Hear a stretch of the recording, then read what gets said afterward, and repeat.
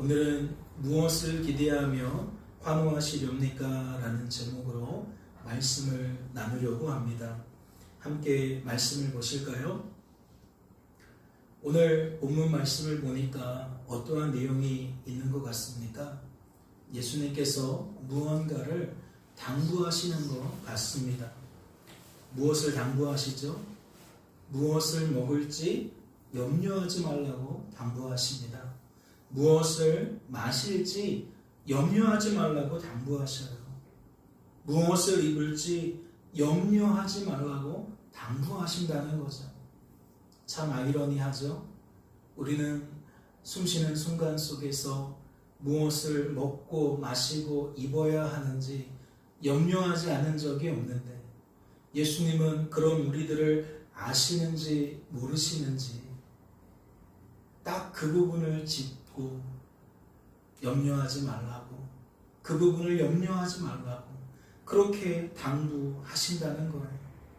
그렇다면 이것은 어떠한 의미가 되는 겁니까? 스스로의 힘과 능력으로는 결코 그러한 삶을 살아갈 수 없는 인생에게 그리하라고 당부하시는 꼴이 되는 겁니다. 무엇을 먹을지 마실지 입을지 날마다 순간마다 염려할 수밖에 없는 인생에게 예수님은 그리하지 말라고 당부하시는 게 된다는 거죠. 그렇다면 말씀을 생각해 보지 않을 수가 없잖아요. 그 이유가 무엇일까요? 예수님은 어째서 그렇게 당부하시냐는 거예요. 내 힘과 내 능력으로는 결코 그리할 수 없는 인생에게 어째서 그럼에도 불구하고 그리하라고 당부하시냐는 거죠. 말씀은 그 이유를 어떻게 소개합니까? 이는 다 이방인들이 구하는 것이다 라고 소개를 합니다. 이는 어떠한 의미를 담고 있는 거죠? 무엇을 먹을지 마실지 입을지 구하는 것은 이방인들이 구하는 것이기 때문이라는 거예요. 즉 이러한 염려를 가지고 살아가는 것은 이방인들과 다를 바 없다는 거죠. 이러한 염려는 이방인들이 하는 염려라는 겁니다. 그렇다면 이것은 어떤 이야기가 되는 거죠? 너희는 이방인이 아니니 이방인들이 구하는 것을 구할 필요가 없다는 거예요. 너희는 이방인과 다르니 이방인들이 하는 염려를 할 필요가 없다는 거죠. 그렇다면 묻지 않을 수 없어요. 말씀에 소개된 이방인은 누구를 가리키는 걸까요? 말씀에 소개된 이방인은 어떤 사람을 가리키겠냐는 거예요. 만약 이것이 혈통과 민족에 관한 구분이라면 이방인은 유대인이 아닌 사람을 가리킨다 할 수 있어요. 즉 이방인은 이스라엘 사람이 아닌 다른 나라 사람을 가리킨다 할 수 있다는 거죠. 그렇다면 이것은 어떠한 의미가 되는 거죠? 너희는 유대인이니 즉 이방인이 아니니 이방인들이 구하는 것을 구할 필요가 없다는 거예요. 너희는 이스라엘 사람이니 즉 이방인과 다르니 이방인들이 하는 염려를 할 필요가 없다는 거죠. 하지만 이것이 전부라면 설명으로 충분합니까? 부족합니까? 이것이 이 말의 속뜻이라면 이것이 충분한 설명이 되나요? 되지 않나요? 이것은 충분한 설명이 되지 않아요. 어째서 그렇죠? 유대인이어도 즉 이스라엘 사람이어도 이방인처럼 구하고 염려하기는 마찬가지이기 때문입니다. 우리가 주일 예배 시간에 살펴본 것이 바로 그 부분 아니었나요? 말씀을 보세요. 마라에 이르렀더니 그곳 물이 있어서 마시지 못하겠으므로 그 이름을 마라라 하였더라. 백성이 모세에게 원망하여 이르되 우리가 무엇을 마실까 하며. 이는 무엇을 나타내는 거죠? 출굽한 이스라엘 백성들이 즉 유대인들이 마라라는 지역에서 마실 물이 없자 무엇을 마셔야 되지라고 염려하면서 그 염려가 너무나도 큰 나머지 모세를 찾아가 모세를 원망하는 모습을 나타내고 있는 겁니다. 즉 이방인들처럼 유대인들이 말하고 행동하고 있다는 것을 나타내고 있다는 거죠. 어디 그뿐인가요? 결국 이 16장을 통해서 우리들이 확인한 것이 무엇입니까? 이스라엘 자손 온 회중이 그 광야에서 모세와 아론을 원망하여 이스라엘 자손이 그들에게 이르되 우리가 애굽 땅에서 고기가마 곁에 앉아있던 때와 떡을 배불리 먹던 때에 여호와의 손에 죽었더라면 좋았을 것을 너희가 이 광야로 우리를 인도해내어 이 온 회중이 주려 죽게 하는도다. 이는 무엇을 나타내는 거죠? 출애굽한 이스라엘 백성들이 즉 유대인들이 신광야라는 지역에서 먹을 것이 없게 되어지자 우리는 무엇을 먹어야 할까라고 염려하면서 이번에도 누구를 찾아가요? 모세와 아론을 찾아가요. 그리고 무엇합니까? 그들을 원망합니다. 지금 말씀은 동일한 듯 하면서도 다른 장소에서 다른 이유 때문에 나타나는 현상을 소개하고 있는데 그 모습이 무엇과 닮아 있어요? 오늘 마태복음 말씀에서 이야기하는 딱 그 내용과 너무나도 닮아 있어요. 그러니까 이것이 전부라면 설명이 충분한 거예요? 부족한 거예요? 예, 설명이 부족한 거예요. 단지 유대인이니까, 단지 이스라엘 사람이니까 그럴 필요 없다라고 말하면 설명이 부족하다는 거죠. 그래서 말씀은 무엇도 함께 소개합니까? 너희 하늘 아버지께서 이 모든 것이 너희에게 있어야 할 줄을 아신다라는 말씀이 함께 소개됩니다. 이는 다 이방인들이 구하는 것이라 라는 말씀 뒤에 너희 하늘 아버지께서 이 모든 것이 너희에게 있어야 할 줄을 아신다라는 말씀이 함께 소개되고 있다는 거죠. 그렇다면 더욱 궁금하지 않습니까? 과연 이 말씀의 의미가 무엇일까요? 이 말씀의 역할이 무엇일까요? 과연 이 말씀이 나타내려는 그 개념이 무엇이겠냐는 겁니다. 말씀은 이것과 관련된 힌트를 다음과 같이 소개합니다. 말씀을 보세요. 공중의 새를 보라. 심지도 않고 거두지도 않고 창고에 모아들이지도 아니하되 너희 하늘 아버지께서 기르시나니 너희는 이것들보다 귀하지 아니하냐. 너희 중에 누가 염려함으로 그 키를 한 자라도 더할 수 있겠느냐? 또 너희가 어찌 의복을 위하여 염려하느냐? 들의 백합화가 어떻게 자라는가 생각하여 보라. 수고도 아니하고 길쌈도 아니하느니라.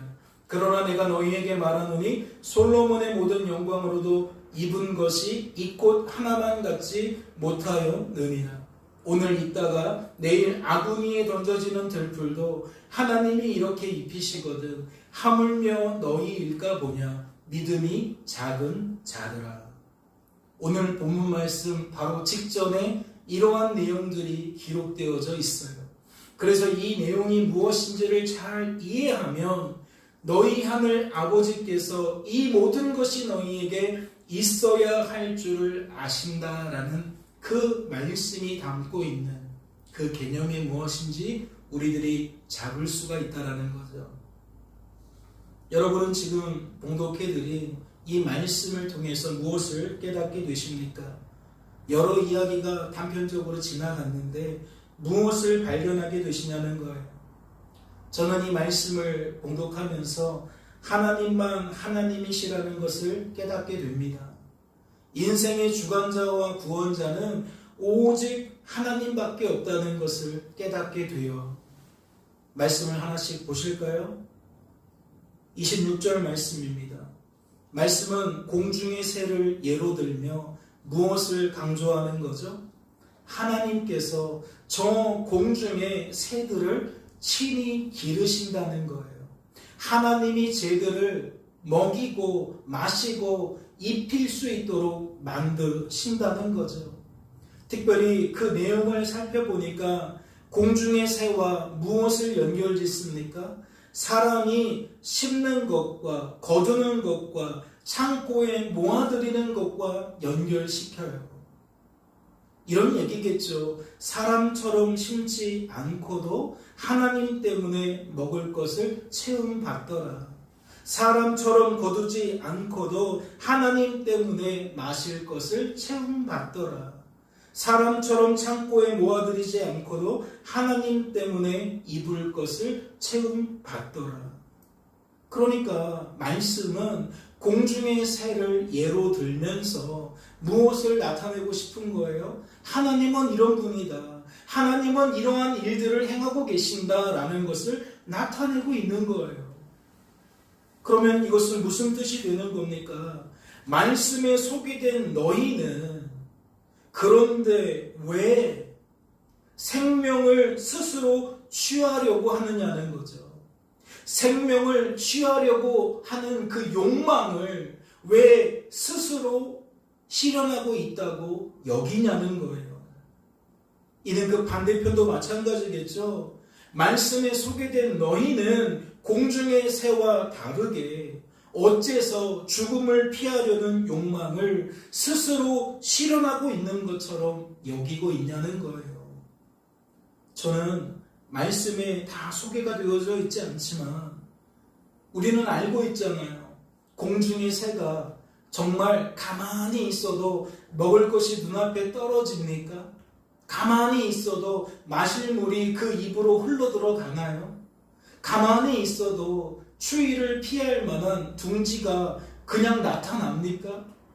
그렇지 않죠. 사람이 심고 거두고 창고에 모아들이는 것처럼 새들도 짝짓기를 통하여 자녀를 낳고 그 자녀를 기르기 위하여 분주하게 사방팔방 돌아다니면서 벌레를 쪼아 먹습니다. 그리고 그 벌레를 자녀들에게 갖다가 먹게 해 주어요.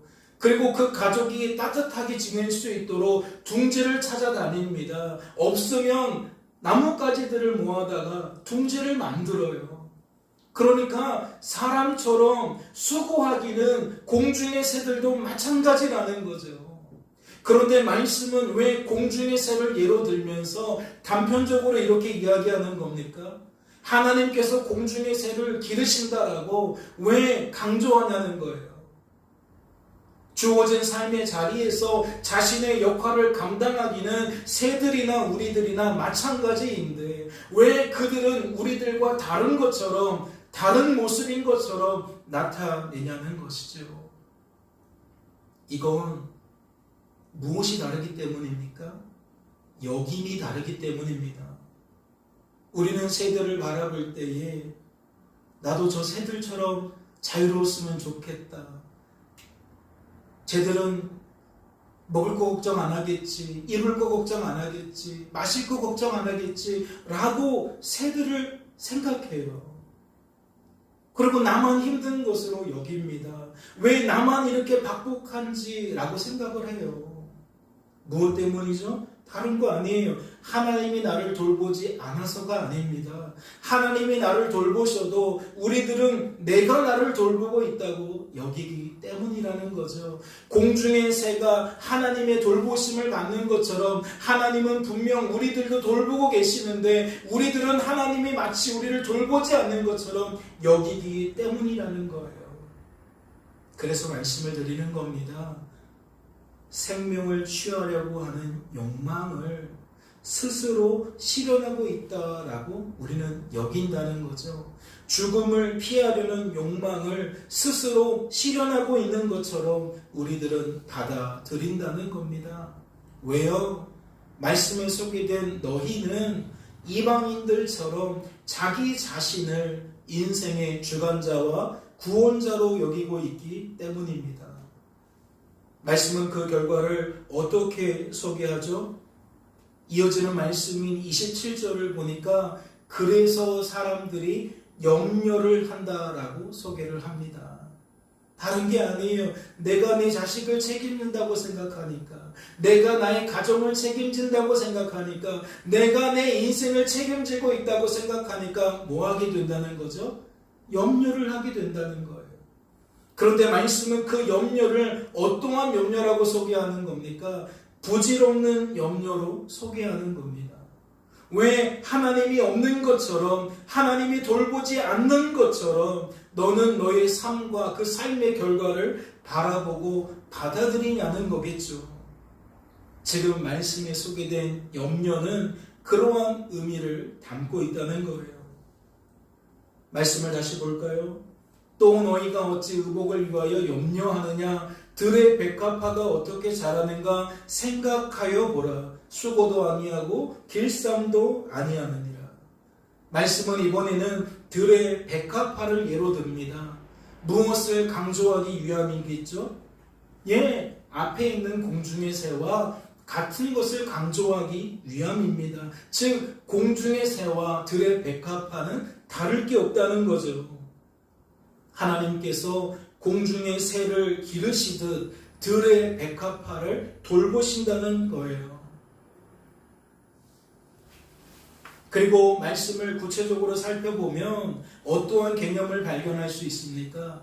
내가 염려해서 그 키가 자란 것이 아닌데, 내가 염려해서 그 키가 자란 것처럼 우리들이 받는다는 거예요. 내가 수고하고 내가 길쌈에서 그 키가 자란 것이 아닌데, 내가 수고하고 길쌈에서 그 키가 자란 것으로 우리들은 여긴다는 거죠. 즉 말씀에 소개된 너희는 하나님만 하나님이심을 망각하기 때문에, 인생의 주관자와 구원자를 나라고 오해하고 착각하기 때문에 주어진 삶의 제1원인을 누구에게서 찾는다? 나에게서 찾는다. 내가 수고했기 때문이다. 내가 길쌈했기 때문이다. 내가 이것을 깊이 생각하고 고민하고 염려해서 이와 같은 결과가 나온 것이다. 나에게서 찾는다.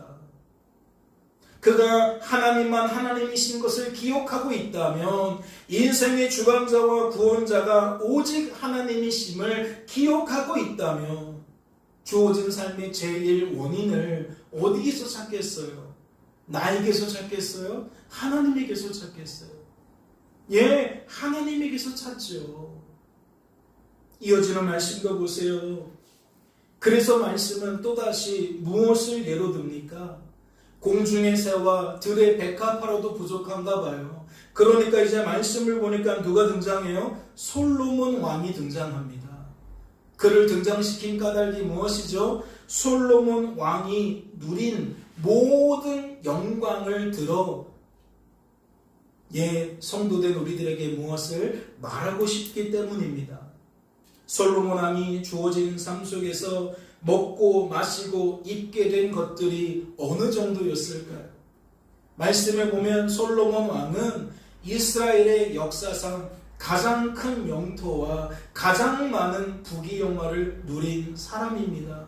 그러면 그가 주어진 삶 속에서 먹고 마시고 입게 된 것들은 얼마나 클까요? 얼마나 많을까요? 그런데 말씀은 너무나도 이치에 맞지 않는 비교를 합니다. 그러한 왕이 누린 것과 들의 보잘것없는 그 들꽃이 누리는 것, 그걸 비교하고 있어요. 그런데 더 놀라운 것은 무엇입니까? 그 왕이 누린 것보다 들의 들 백합화가 더 많은 것을 누리고 있다고 소개를 한다는 거예요. 그렇다면 어떠한 차이를 말하고 싶은 걸까요? 들의 백합화는 하나님 때문에 무언가를 누렸다는 것을 강조하고 싶은 겁니다. 모든 인생은 주어진 삶 속에서 하나님 때문에 능히 만족과 평안과 기쁨을 누릴 수 있다는 거죠. 꼭 솔로몬이 누린 것들을 누리지 않아도 인생의 주관자요 구원자이신 하나님께 감사와 찬양으로 능히 반응하며 지낼 수 있다는 겁니다. 솔로몬처럼 많은 것을 가지지 않아도 하나님을 가진 자는 하나님 때문에 그러한 삶을 살아갈 수 있다는 거죠. 말씀을 보세요. 다윗의 아들 예루살렘 왕 전도자의 말씀이라. 전도자가 이르되 헛되고 헛되며 헛되고 헛되니 모든 것이 헛되도다. 해 아래에서 수고하는 모든 수고가 사람에게 무엇인가? 사람에게 무엇이 유익한가? 지금 말씀에 소개되어지고 있는 전도자가 누구입니까? 다윗의 아들이 누구죠? 예루살렘 왕이 누굽니까? 다윗의 아들로서 예루살렘의 왕은 솔로몬을 가리키는 거예요. 즉, 이 말씀은 솔로몬 왕이 고백한 내용이라는 거죠. 그는 자신의 지난 인생을 어떻게 소개하고 있습니까? 이스라엘의 역사 속에서 가장 큰 영토와 가장 많은 부귀영화를 누렸던 그가 자신의 지난 날을 어떻게 소개하고 있냐는 거예요. 헛되고 헛되며 헛되고 헛되니 모든 것이 헛되도다 라고 소개하고 있어요. 해 아래에서 수고하는 모든 수고가 사람에게 무엇이 유익한가 라고 소개하고 있다는 거죠. 그가 이렇게 표현한 까닭이 무엇이겠습니까? 아무리 노력해도 아무리 애써도 영토가 부족했기 때문입니까? 부귀영화가 부족했기 때문이에요?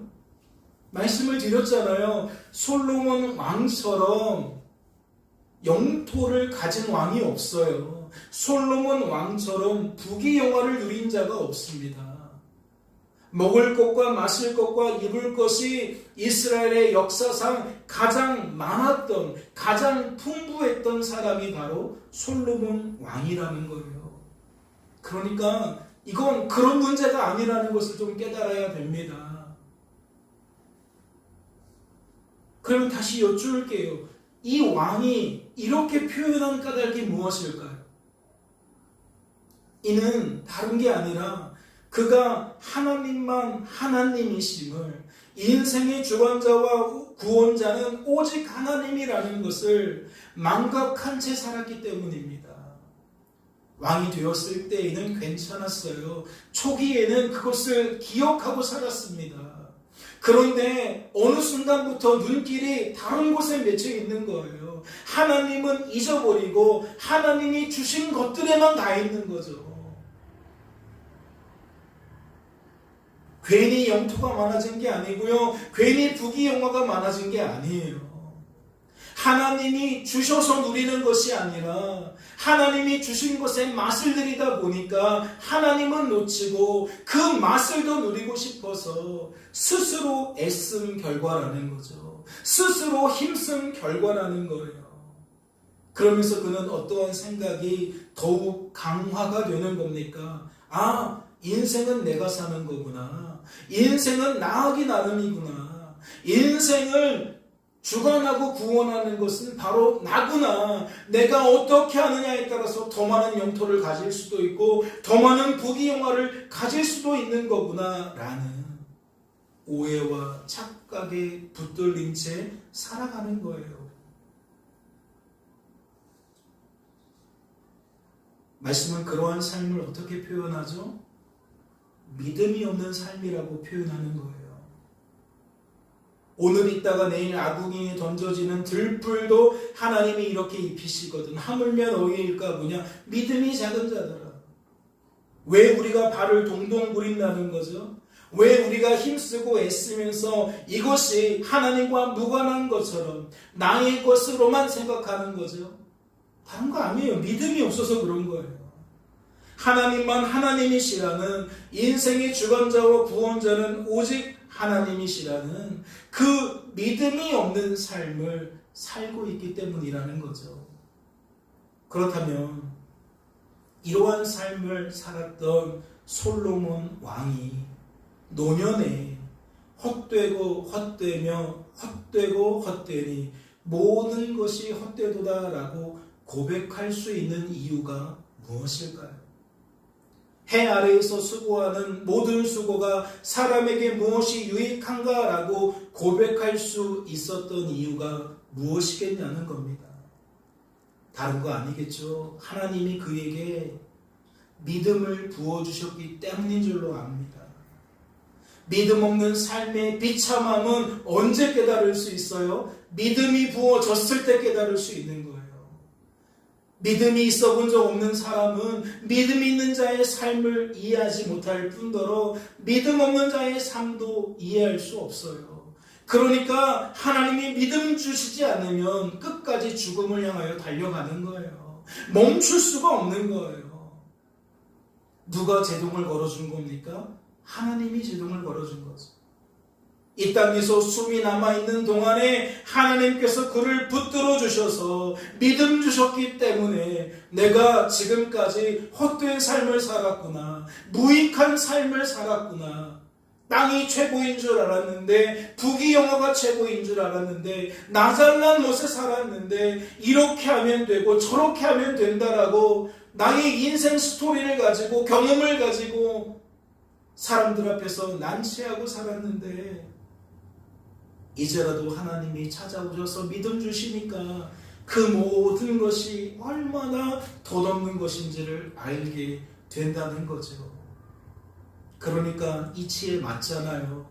들의 백합화가 받은 은혜가 누린 축복이 솔로몬 왕이 누렸던 모든 것들보다 많다라고, 비교할 바 못 된다라고 그렇게 말씀이 소개하는 게 이해가 되는 거잖아요. 그렇다면 본문 말씀으로 다시 돌아가 볼까요? 그러므로 염려하여 이르기를 무엇을 먹을까, 무엇을 마실까, 무엇을 입을까 하지 말라. 이는 다 이방인들이 구하는 것이라. 너희 하늘 아버지께서 이 모든 것이 너희에게 있어야 할 줄을 아시느니라.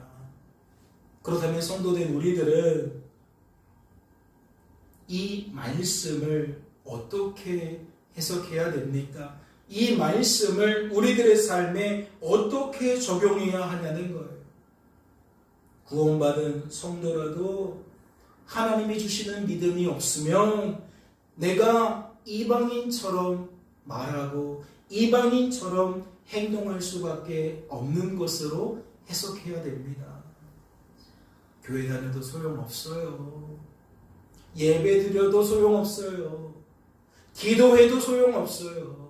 하나님이 주시는 그 믿음 안에 지금 예배하는 것이 아니라면, 기도하는 게 아니라면 우리는 성도라는 이름만 가지고 있지, 말하고 행동하는 것은 세상 사람들과 다를 바 없다는 거예요. 왜 그렇죠? 그 무엇도 우리를 이와 같은 한계에서 건져내 줄 수 없기 때문입니다. 성도라는 이름이 우리를 건져주는 게 아니에요. 이해가 되십니까? 직분이 우리를 건져주는 게 아니라니까요. 유대인이어도 이스라엘 사람이어도 이방인들처럼 무엇을 먹을까 마실까 염려한다라는 거 이미 말씀을 통해 확인되셨잖아요. 그리고 우리들의 삶을 통해서 이미 다 확인이 되었잖아요. 내가 교회를 다녀도 여전히 이러한 염려 속에 살아가고 있다라는 거 우리가 회피할 수 없잖아요. 그러니 이 본문 말씀을 우리는 어떻게 해석할 수밖에 없다고요? 하나님이 아니고서는 세상 사람과 우리들의 구별은 없다라는 것으로, 세상 사람들과 나는 하나도 다르지 않다는 것으로 그렇게 해석할 수밖에 없는 거예요. 교회 10년 다녔다고 20년 다녔다고 처음에는 성도였다가 집사가 되고 권사가 되어서 내가 지금 달라졌다고요? 아니요. 어쩌면 더 강화되었을지도 몰라요. 세상 사람들보다 더 그러한 것들에 몰두하고 살아가는지도 몰라요.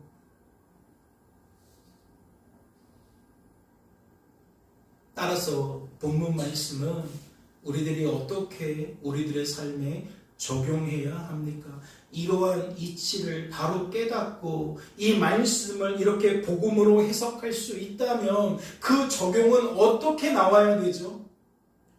이렇게 해야 된다고 저렇게 해야 된다고 나올 수 있는 얘기가 아니에요. 오늘 본문 말씀은 더욱 하나님만 바라보고 의지하고 자랑해야 한다라는 것으로 적용이 되어야 합니다. 다른 게 아니에요. 어떠한 방법, 방편, 선택의 문제가 아닙니다. 성도가 성도로서 살 수 있는 길은 하나님밖에 없구나.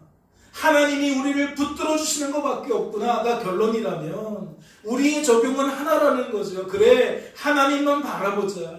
하나님만 의지하자. 하나님만 자랑하자.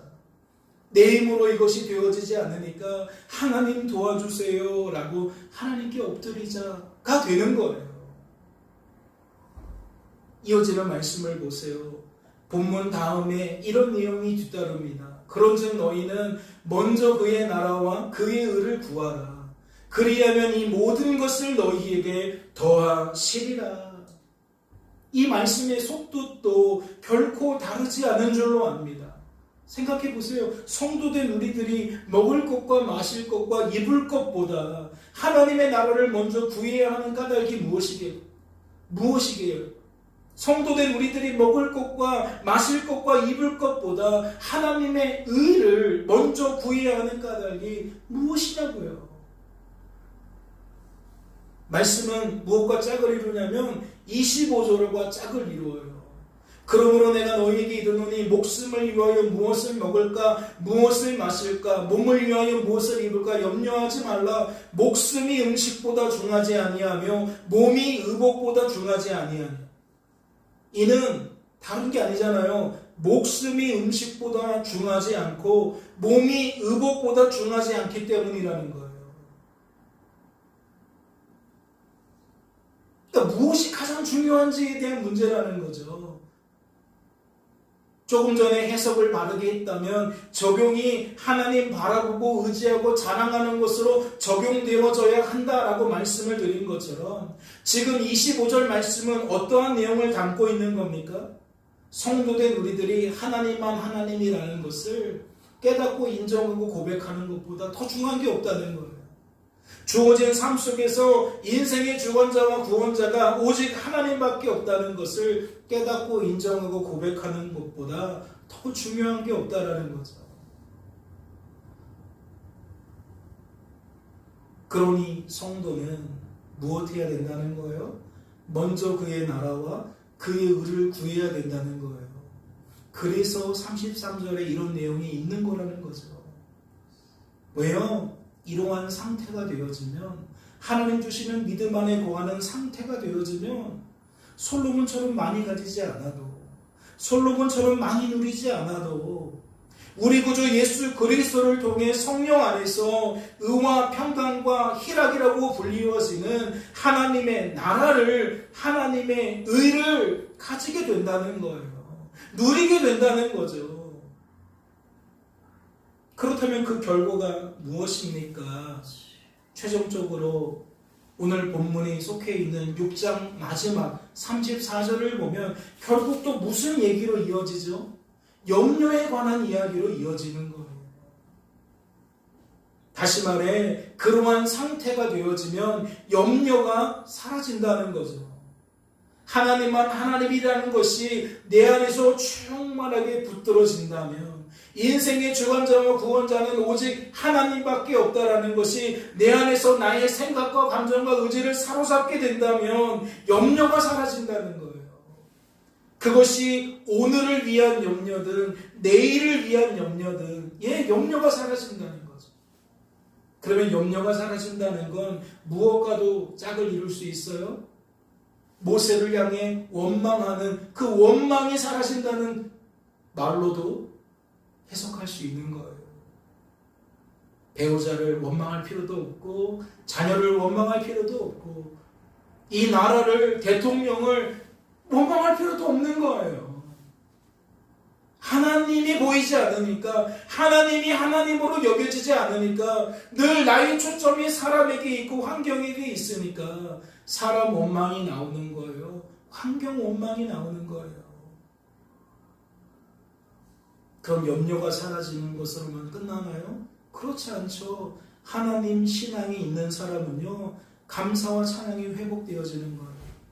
배우자를 원망하지 않을 뿐만 아니라 배우자 때문에 염려하지 않을 뿐만 아니라 자식 때문에 원망하지 않을 뿐더러 자식 때문에 염려하지 않을 뿐더러 무엇하게 되어진다? 오히려 감사하게 되어진다. 오히려 찬양하게 되어진다. 놀라운 거 아니에요? 많이 가지지 않아도 라는 얘기는 이웃집 남편을 내가 가지지 않아도 A라는 사람의 자녀를 내가 가지지 않아도 내 자녀가 그 자녀만큼 뛰어나지 않아도 뭐 할 수 있다는 거예요? 나는 만족할 수 있다는 거예요. 평안할 수 있다는 거예요. 기쁨을 누릴 수 있다는 거예요.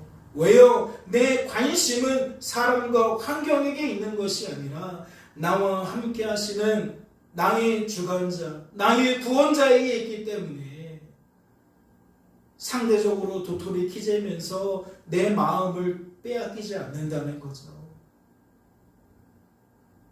생각해 보세요. 얼만큼 되어야 감사가 나옵니까? 얼만큼 수입이 있어야 감사가 나오죠? 어떤 배우자와 결혼 생활을 해야 감사가 나옵니까? 어떤 자녀가 있어야 우리가 하나님을 찬양할 수 있냐고요. 그런 기준은 결국 누가 정하는 거죠? 세상이 정하면 우리가 다 따라가는 겁니까? 그런 얘기 아니잖아요. 말씀은 그렇지 않다는 거예요. 우리가 하나님 주시는 믿음 안에 거하게 되면 세상의 기준이 높든 낮든 내 주변에 있는 사람들의 기준이 어떠하든 상관없이 나는 하나님의 기준을 가지고 뭐 할 수 있다? 감사할 수 있다는 거예요. 하나님을 찬양할 수 있다는 거죠. 이것이 왜 부활신앙과 연결되어집니까?